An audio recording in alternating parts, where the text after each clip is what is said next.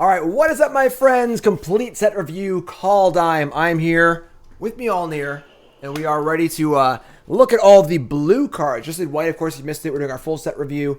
Every card, constructed, limited, you name it, we're going over everything. The mechanics. We do a best in show for each color, and we're doing every single card, of course, on YouTube. It'll be 7 videos on stream. We're just getting started.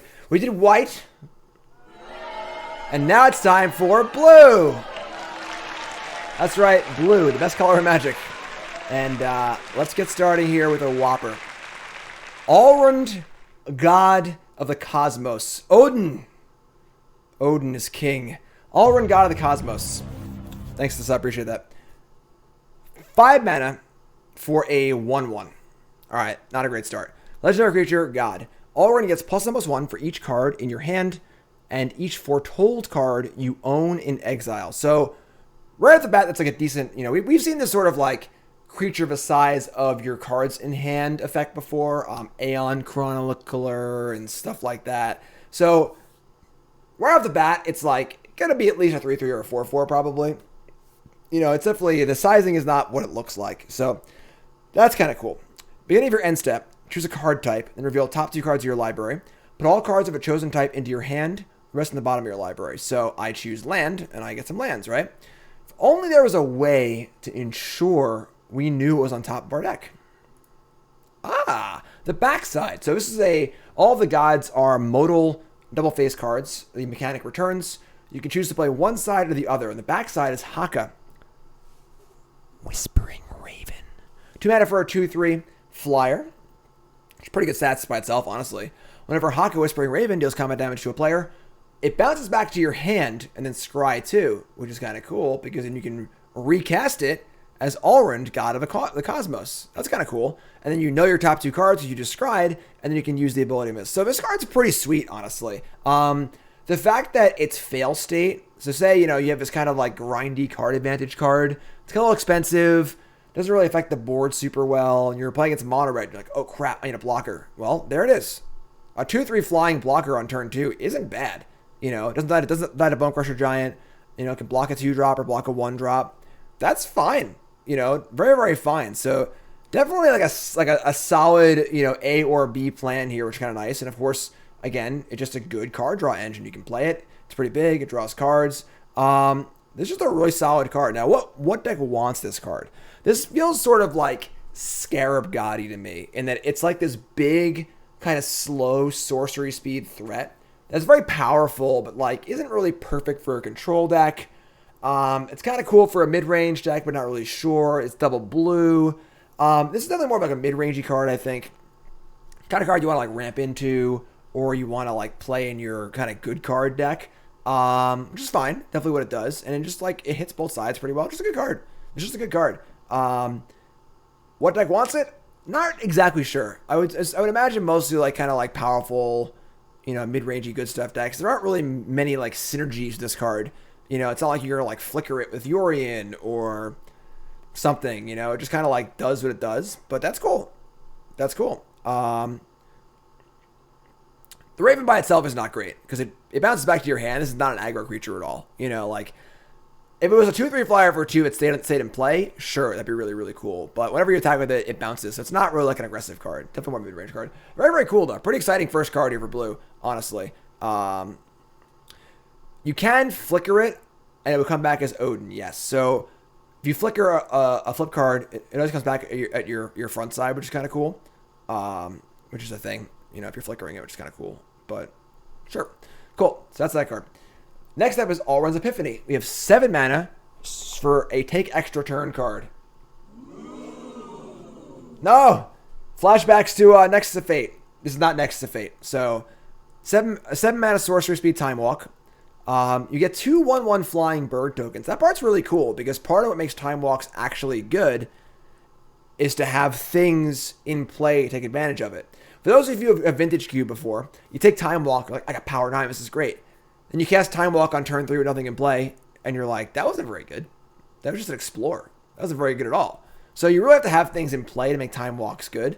The fact that this makes 2 things is pretty good. 7 mana is a lot, though, realistically. So I don't really know what deck wants this card. It exiles itself, so you can't loop it, which is which is really important.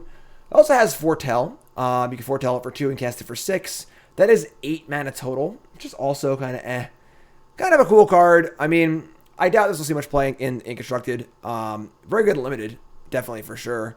But, yeah, it's not great. It's all right. It's kind of a card. And Null returns. Reprint, we've seen a number of times. 1 mana to counter an artifact or enchantment. It versus a counterspell heavy deck. This card's definitely reasonable. There are a lot of sagas in this set. So being able to counter a saga for 1's kind of nice. Just a solid card. Now Null's an historic. Just kind of the card that like it's like Dispel or Negate. One of those cards you want to keep in mind. If you have a job you want done, like a specific thing you want to answer, this does it. This does it for sure. So Null's fine. Kind of a cool card. Ascendant Spirit. Figure of Destiny. I don't think this card's very good. I think this card's pretty overrated. There's a big difference in a 3/3 and a 2/3. It's a little more close to Warden of the First Tree, I suppose. 1 blue for a snow creature, and it pumps for snow. So you got to have mostly basic lands. I'd imagine you cannot play this card unless your mana base is entirely snow lands, because you can't risk not being able to pump it. So many words. Yes, that is the theme of all of the all of these cards. So you play it as a 1/1, then on turn 2 you can pay 2 and make it a 2/3, which is like not great. So now you spent 3 mana to it for a 2/3, sure. And then on turn 3 you can make it into a 4/4. I mean, sure, but like you're just putting all your eggs in one basket, and no part of the basket is good enough by itself. So like Figure of Destiny is a 1 mana 1/1. You pay 1, it's a 2/2, so you can like play another 1-drop. You can play a tap land, like. And, you know, so now it's sort of like a 1 mana 2/2, which is like fine. And then later on it comes better. But Figure is good because it's a 1-drop. This is a 1-drop, but not as good.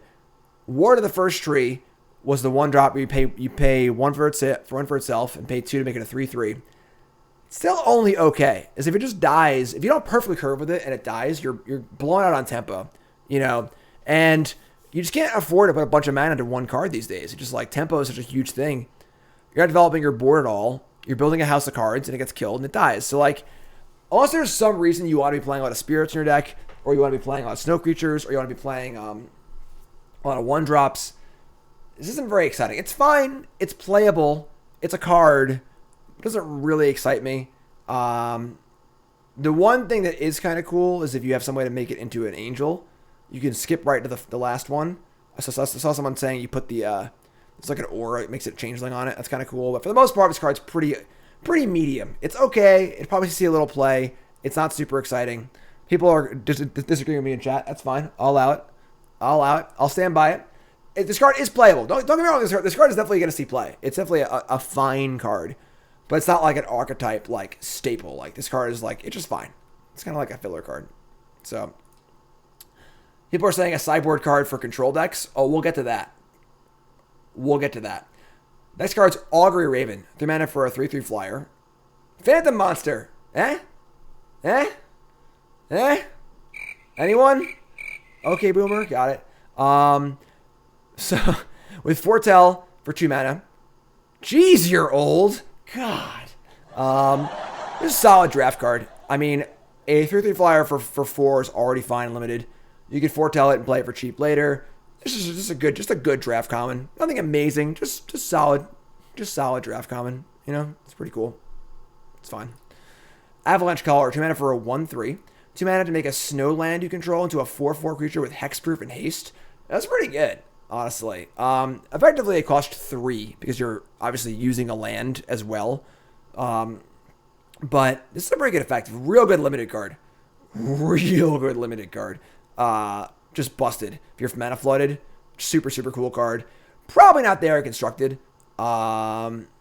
Just like the 1/3 for 2 is just not super exciting, but real good limited card. Really solid, real solid one. Next up is Behold the Multiverse.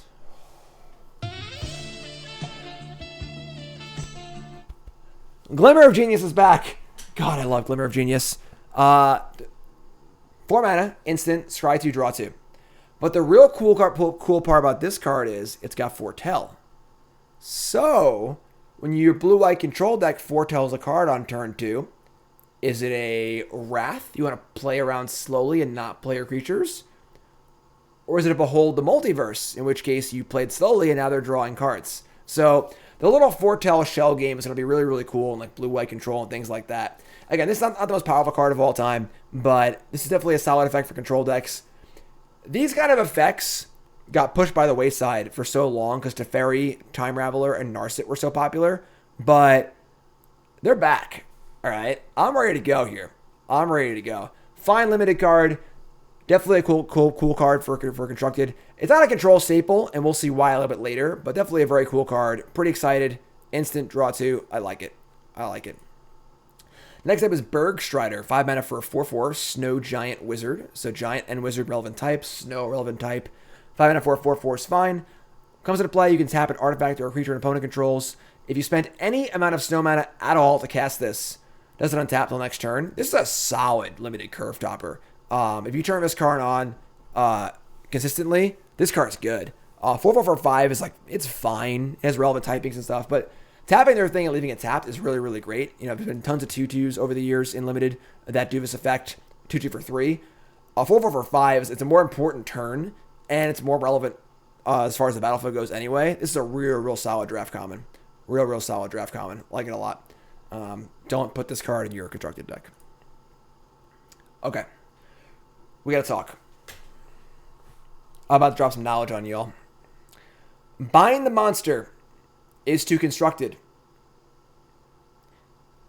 as Claim the Firstborn is to Constructed. This card is very playable in multiple constructed formats. Making things cost 1 is really important.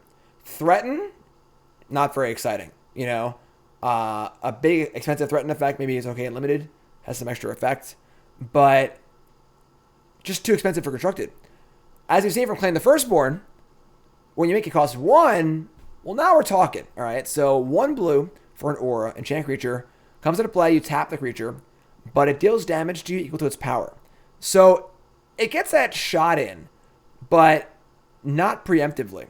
And it also doesn't untap, obviously. This is so good against like Noble Hierarch or like Priest of Forgotten Gods, any Grim Lobmancer, any utility creature. It's just insane. Like, I'll happily take 1 to tap your Priest of Forgotten Gods forever. Awesome. And then if you have to tap something bigger, sure, you can do it. But this card is real good. It is funny that blue gets one of the best removal spells in the set. This card is really good. It's going to see play in almost every format. It's going to be totally underrated, but because you are very smart and good looking, you're watching my set review right now, and you know what's happening. Clam says, how is this not white? I mean, this is a blue card. You know, Stasis Snare and so on and so forth. Why is it not white? Because it's good. This card is real good. Every format is going to see play. Like, literally every format. This card can see play in Legacy for sure. Modern, in Historic, in the blue-white Auras deck with Court Spirit Dancer, it's insane. This card is really good. Don't underestimate it. You want proof? Claim the Firstborn. It's as simple as that. Look how Claim the Firstborn is compared to Threaten and how playable that is. Make it cost 1. It's real good. Not for Legacy. You'll see. You'll see. I could definitely see this card being played in Legacy at some point. It's super fringe, for sure. But as far as, like, just seeing play, it could definitely see play. All right? Bit of a stretch, I know. But at some point, someone will play this card in Legacy the next year for sure. So, real good card. It's funny because it's not as good in Limited. Because in Limited, you can afford to play Capture Sphere, but still quite good. Cast Bind the Monster on your Merit Lodge. Yes. Next up is Brine Barrow Intruder. 1 mana for a human rogue. Flash comes into play. Creature gets +2. This card in every set. So kind of an annoying limited card.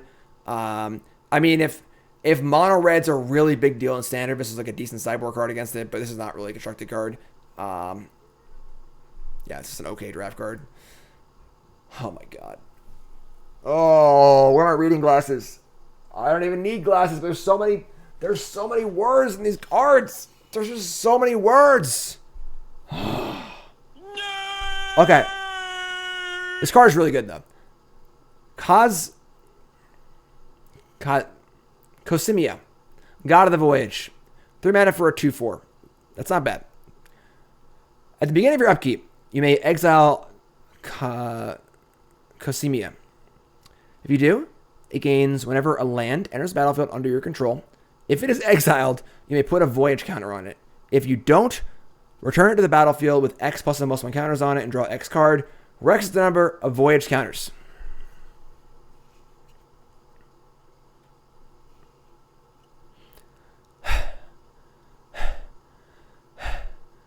Bring back Cocaine Dinosaur. Yes, we need to watch cartoons. This is too much reading.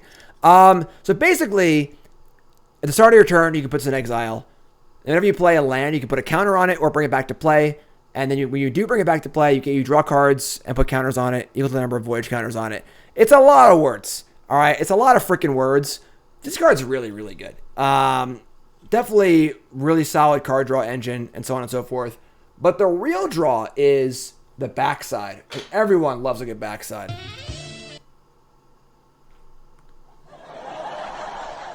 The Omen Keel. But wait, there's more. 2 mana for a 3/3 vehicle. Legendary artifact. Whenever a vehicle you control deals combat damage to a player, that player exiles that many cards from the top of their library. You may play lands from among those cards for as long as they remain exile. Crew 1. This card by itself is really, really good. This card was really close to best in show, and any sane reviewer's review would probably be best in show, but I'm me and my best in show is coming later. This is a really good vehicle, like really good vehicle. It's well sized. It crews for the smallest possible amount except for 0, obviously, and then you can just keep making land drops and drawing cards. All right. How is it not best in show? It certainly could be.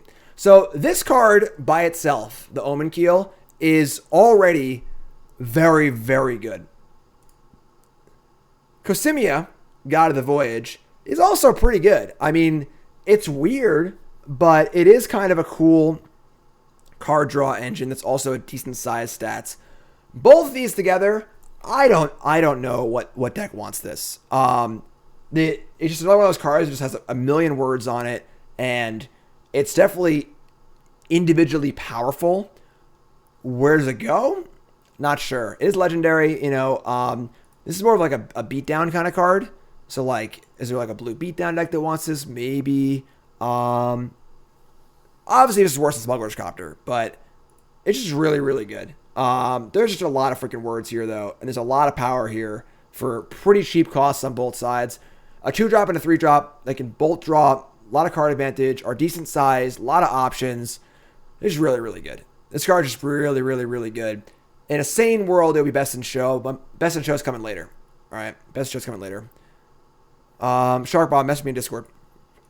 We're gonna move on to another really good card. This is another card that was on my short list for possible best in show. Cosmos Charger. This card is awesome. I think this card's really, really good. 4 mana for a 3/3 flying with flash. That's fine. I wish it had 4 toughness, but it's fine. 4 telling cards from your hand cost 1 less and can be done on any player's turn. That's huge. So now we're foretelling for 1 at instant speed. That's insane. Now, you can't foretell and cast in 1 shot, remember. But still, cheapening it and making instant speed is really, really good. And this has foretell by itself. And as we've seen, a lot of the good blue control cards so far have foretell. And the white ones too. We have the Wrath has foretell. Pretty cool. Yes, with multiples, it can do it for free. This card is just really, really solid. Attacks, it blocks, has flash. So like for a sort of like draw go kind of control deck, really, really cool. It's a little awkward with the Wrath. Maybe you don't want to be playing the Wrath. Maybe you're just playing other stuff. I don't really know. It's a spirit. It's a horse. This card is just really, really cool. Really, really powerful. And makes the mechanic great. And the mechanic's already fine. If the mechanic wasn't playable by itself, this wouldn't put it there. But the mechanic's already good. This makes it better. This card's really good. I like it a lot. I'm a big fan of this card. Busted and limited, obviously. Just insanely good and limited. A 3/3 flying flash for 4 limited is already good enough. So, very, very cool. Very, very exciting. I'm sure I'll have a deck in my early access stream with this card. And to remind you all, one week from today, 10 new brews, the early access stream. Videos, article, my usual piece of content, my favorite piece of content that I do, 10 new brews. Look for that on 27th, all day, 12-hour stream, 10 videos, an article with all the decks, 10 new brews, early access stream next Wednesday, January 27th. All right, this card will definitely be in a deck one. This is really, really cool. Next card is Cyclone Summoner, a 7-mana 7/7 giant wizard. Comes into play, if you cast from your hand, return all permanents to their owner's hands, except for giants, wizards, and lands. This is the kind of effect where, like, sometimes decks will need a game breaker. And this card can do that. There's a card, Crush Tentacles. Like, this is a card that just kind of, like, upends everything. You know, when you get a board that's really cluttered, this can do that. The giant wizard synergies are there. There are some pretty good giants. Don't forget that Bonecrusher Giant, it's a giant, and probably the best card in the format. So, like, any of the giant cards already get to play for Bonecrusher Giant, which is a really great place to be. So, that's important to note for all these giant wizard cards that look a little weird. But this is like a possible sideboard card for playing wizards or giants. It could be a thing. Started Flash should be busted. But definitely a card that could see a little fringe play in Standard. Obviously, Insane and Limited. Just bounce your board for a 7/7 is really, really good. Just good. Just good. Why does it say non-land permanents? Because it says except for lands. I don't know. Pretty cool. It's cool with the white giant. Yeah, there is the white giant route. There are some giants in Eldraine. It's important, folks, to look back to the older sets. There are good giants in Eldraine, too. So, like, don't forget that we're looking at those cards as well as these cards, you know? So, pretty cool card. Next card is Depart the Realm, 2 mana for an instant. Return target non-land permanent to owner's hand, foretell 1. This is like your limited 1 mana foretell trick. Obviously, it's a fine card. It's okay. It's fine and limited. I don't love bounce spells in limited because it's kind of hard to gain much advantage off them. They're card disadvantage at face value.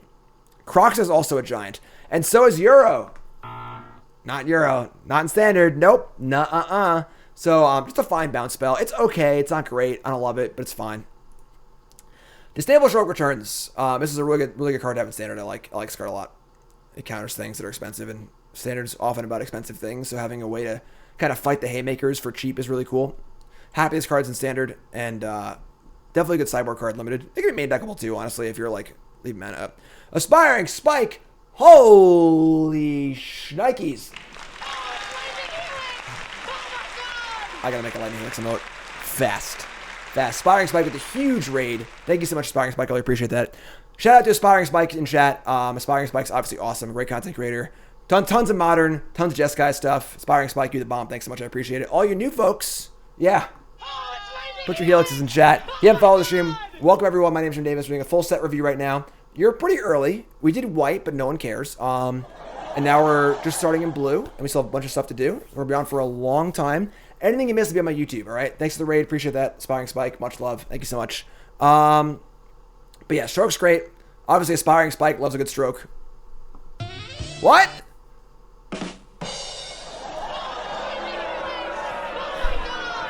Let's move on.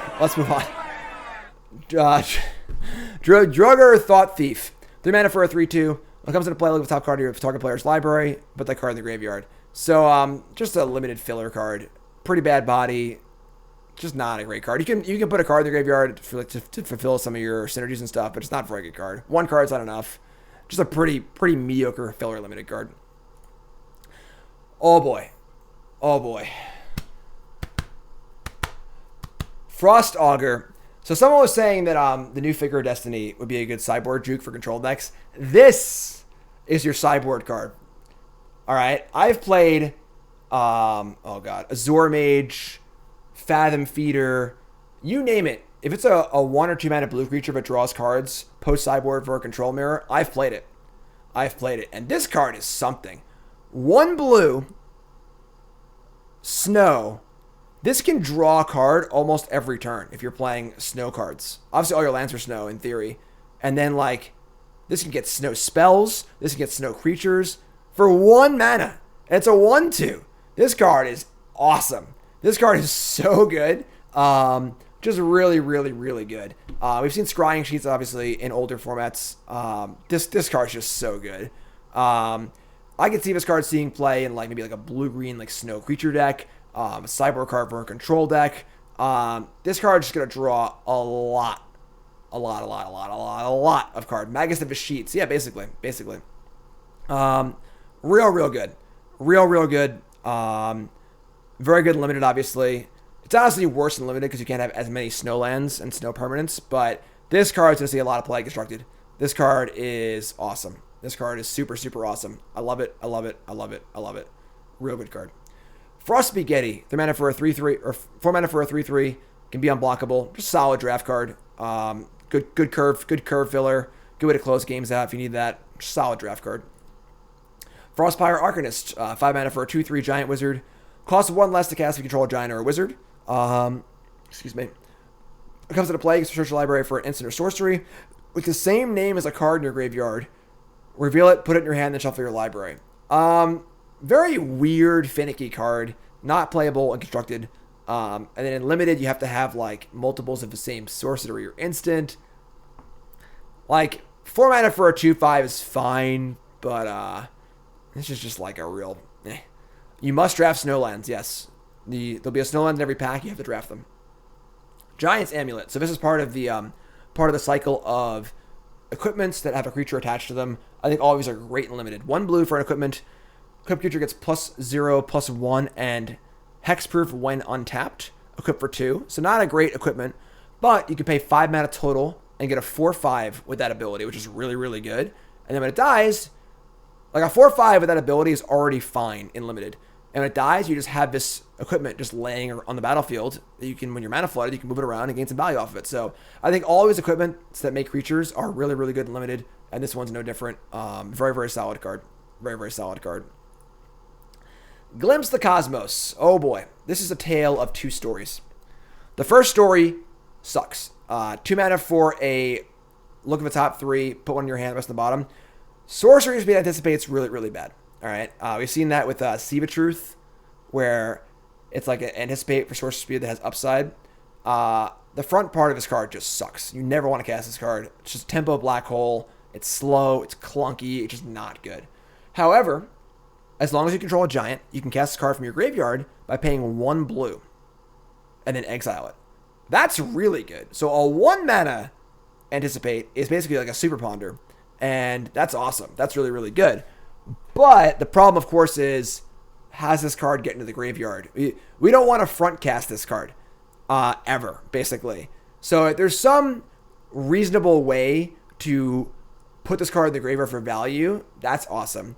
And it's possible the flashback is good enough where it's worth casting the front side. It is.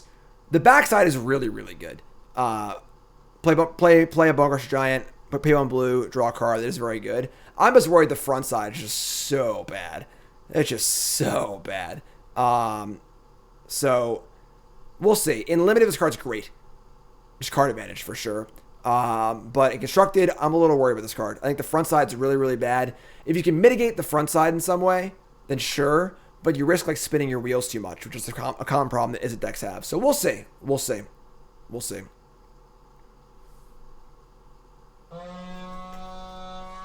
What was that? What was that? Best in show? Holy crap. I said cow and crap at the same time. The best in show is here. Thor, take it away. Graven Lore. Now, this card is just me. I have cast many versions of Jace's Ingenuity in my life. And for those who don't know what Jace's Ingenuity is, it is a 5 mana instant that draws 3 cards. That's it. No rider text, no other abilities, just 5 mana instant, draw 3. This card is so much better than that. So we had precognitive perception previously, which was 5 mana instant, draw 3, and if you played it during your main phase, you would scry 3 first. That card was okay. The problem was that card was legal at the same time as Narset and Teferi, which soft banned instants and soft banned card draw spells. Those cards aren't legal anymore. And Graven Lore is freaking insane. Let's just assume for a minute that we have 4 islands and 1 swamp in play when we cast this card. We get to scry 5 then draw 3, which is very close to dig through time. All right, so even 5 mana draw 3 is like fine, you know, but being able to scry a bunch and then draw is insane. And then as the game goes on, this scales amazingly. Say I have 8 lands in play and they're all snow. Well, you just scryed 8 and drew 3 cards. That is so good. That's almost triple demonic tutor at that point. So this card is really, really, really good. Oh, you can't overpay. You're right. I'm sorry. You're right. I'm sorry. You're totally right. You're right. You're right. You're right. I'm sorry. I misread the card. You're right. You're right. You're right. You're right. You're right. You're right. You're right. You're right. Now chat's gonna catch up to me. You're an idiot. It's only 5. You're an idiot. It's only 5. Right. You're right. I'm sorry. I'm sorry. I'm sorry. Just make your opponent play Thalia. Right. Exactly. There's a defense grid in play. Okay. There's a defense grid in play. Okay. All right. So anyway, scrying 5 is so insane. So scry 5, draw 3, totally insane. I love this card. I like this card a lot. I'm gonna be building so many bad control decks this card. I can't even begin to tell you how many bad control decks I'm gonna build. But they're probably gonna be good, honestly, because this card's great. So, card's really, really good. Just a super, super awesome control card. We're gonna see how it pans out, but this is definitely really, really cool. And my pick for best of show for blue. Again, that blue god is really good, but this is my pick. This is my show, and I do what I want to do. Icebind Pillar. 3 mana for an artifact, snow, and it can tap an artifact or a creature. So a cheaper Icy Manipulator for snow stuff. Honestly, this card could see play constructed. Icy isn't that far off, and being able to tap things in a control deck's kind of cool. Forces into Wrath. Best in Snow. I should have said Best in Snow. I like this card, honestly. Just fine. Taps things, cheap. Good limited card for sure, as long as you have enough snow lands. Counts as snow permanent. Just fine. Just fine. Good card. Icebreaker Kraken. 12 mana for an 8/8. Cost of 1 less for each snow land you control. Comes into play. Artifacts, creatures, target opponent controls, don't untap, and player's next untap step. Return 3 snow lands you control to its owner's hand. Return it back to its owner's hand. Kind of similar to Pearl Lake Ancient, but it's not uncounterable, obviously. But this honestly isn't that bad of a snow finisher. This card does scale later in the game, unlike the card that I just was talking about, where if I have 8 snow lands in play, this thing costs 4. That's pretty good. That's pretty good. And the fact that this keeps your opponent's creatures tapped is actually really nice. So, like, you can tap out your big dumb thing, and they can't alpha strike you because they're still tapped, which is kind of cool. So I like that. It's repeatable. This is the kind of card you play one of in your control deck, just like that inevitable win condition for later in the game that they can't kill ever. You don't want to play it, they'll turn like, 10. But it's a nice card to have in your deck. It's kind of a cool card. The cost reduction is real. It could see play. We still have like Solomon stuff, so like put more Snowlands in play. Kind of a cool card. In limited, obviously you need to have Snowlands to cast it, but it is very, very good in limited for sure. But definitely a cool card. Cool card. I like it. Ingarun Eyes. 4 mana for a 3/3. Legend. Enters the battlefield, scry 3. Okay. And when it dies, you draw 3 cards if 3 or more creatures died this turn. What? Is this a black card or a blue card? What is this card? I mean, it's a hill giant with scries and limited, which is fine, and it could maybe draw some cards, but just a really, really weird card. I don't even like this card. I'm not going to talk about it anymore. Carfill Harbinger. 2 mana for a 1/3 that adds mana for Foretell or instant or sorceries. Solid draft card for sure. 1/3 for 2 is already fine. And then foretelling things is going to be a huge part of limited. So you're going to have foretell cards and instants and sorceries in your deck. So this is a reasonable card. This is a reasonable card. Solid draft card. Outside shot for constructed. It is a mana creature potentially that can block things, but probably not. It's a zombie. Yeah, it's just a weird zombie. I don't know. Lejara Kinseekers. 4 mana for a 2/4 changeling. Enters the battlefield if you control 3 or more creatures of a share creature type. Put a counter on it and scry 1. So it's kind of weird that there's like some tribal stuff in this set, but not like a ton. Obviously it's a shapeshifter, so it counts itself. So you need to have 2 other creatures of the same type. Then you get a 3/5 that scries 1. which is like fine. And then it being a changeling itself, like, it's okay. It's an okay draft card if you have enough stuff. It's not a constructed card, but just whatever, it's filler. Mists of Lejara, 2 mana for a flash aura, -3/-0, enchant creature or vehicle. This is like your typical mediocre removal spell. It's not really very good, but like you can play it in limited. If your constructed deck has no removal in it, you really need some way to do stuff. Like if you're mono blue, this could see play. But pretty mopey overall. Not super exciting. If your opponent has a hill giant in play and you put this on it and you leave them with an 0/3, they still have an 0/3. It can still block 2/2s. It can still chump block. It can still sack for effects. You know, it's just like not a very great card. Yes, actually, this was Adam Conover's preview card. Adam Conover of Adam Knows Everything, or I'm sorry, Ruins Everything. And me and Adam actually went to school together, which is really cool. He was a year older than me. I didn't know him super well, but he was definitely in like my group of friends. His sister dated my friend Gavin for a while. Really cool. I added him on Twitter saying if you want to do some collaborative content, you know, but he didn't get back to me. So it's okay.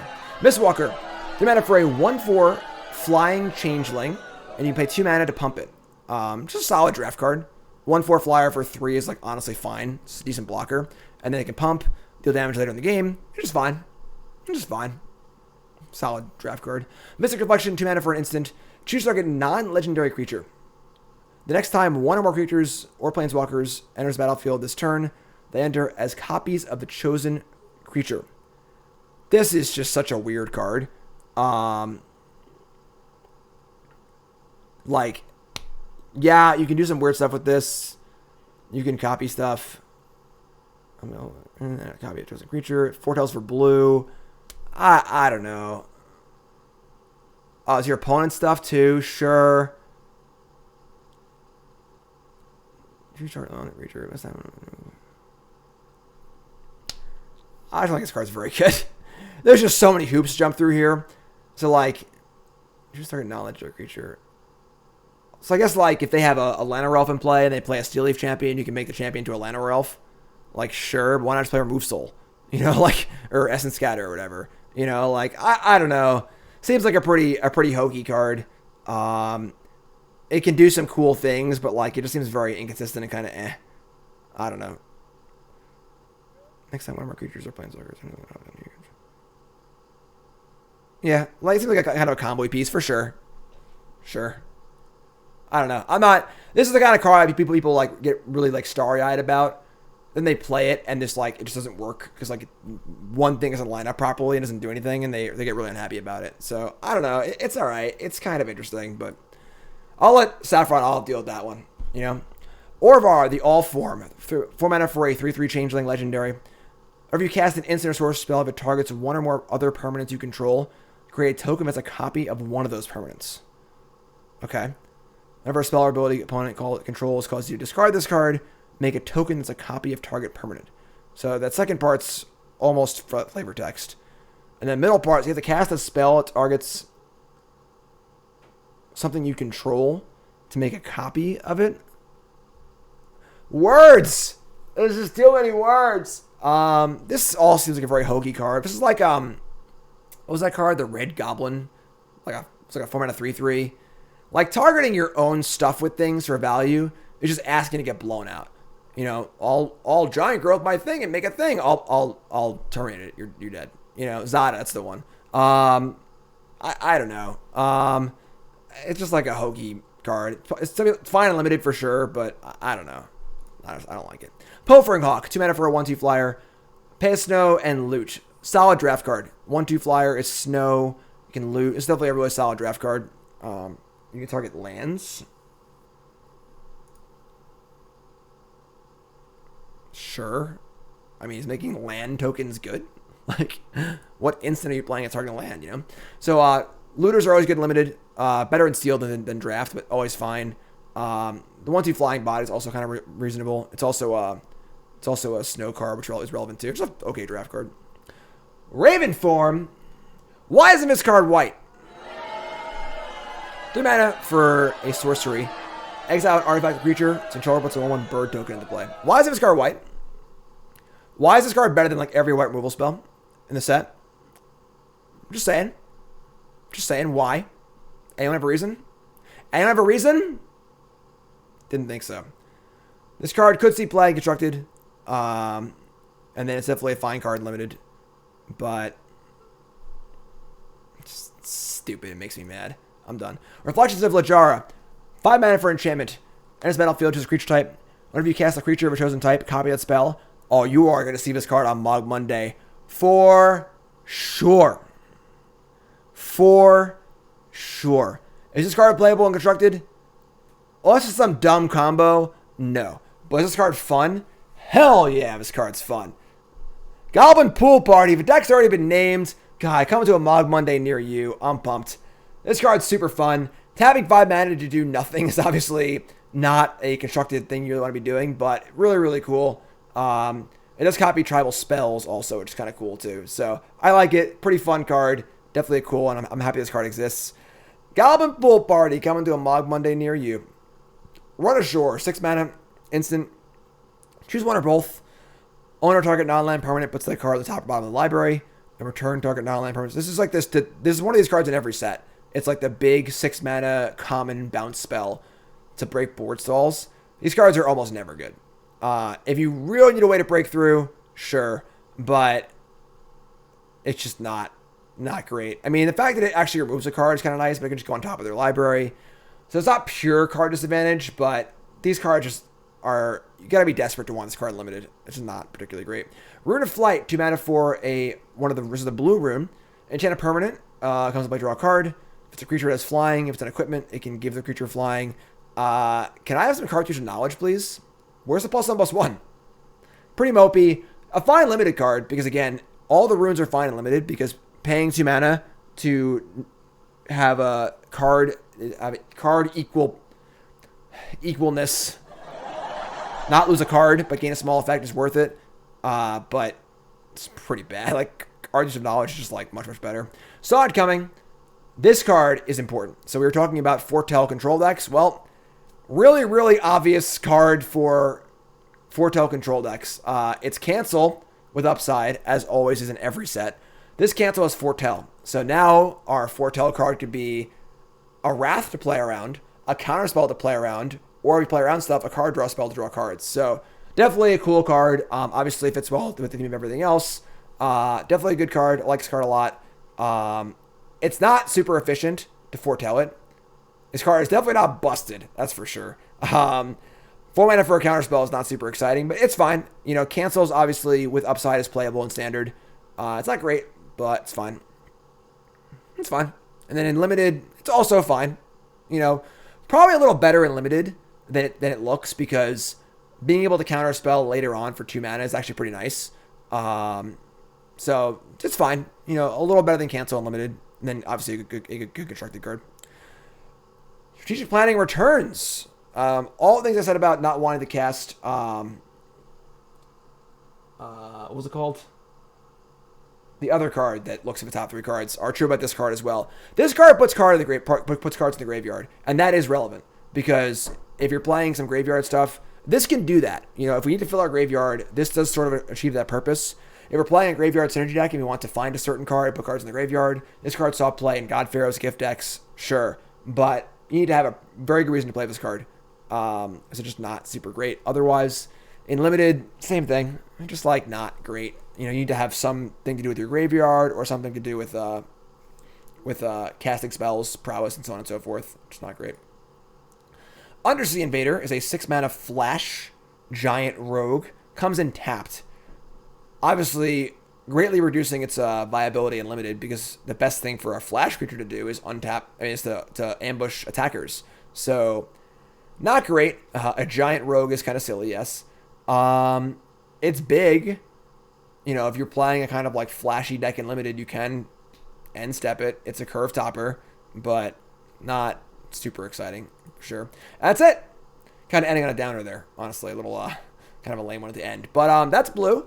That was some cool cards. Again, if you missed it, our best in show was Graven Lore was our best in show. And I think this card's awesome. Possible best in show should have been Cosmo or Cosmo. Whatever the hell this is, God of the Voyage and the Omen Kill. Those cards are also really, really good. But that's blue, folks. YouTube folks, like, comment, subscribe. YouTube folks, look for the rest of the colors on YouTube. All right, I love you, YouTube. Thank you, appreciate it. Like, comment, subscribe. Hit the buttons, please.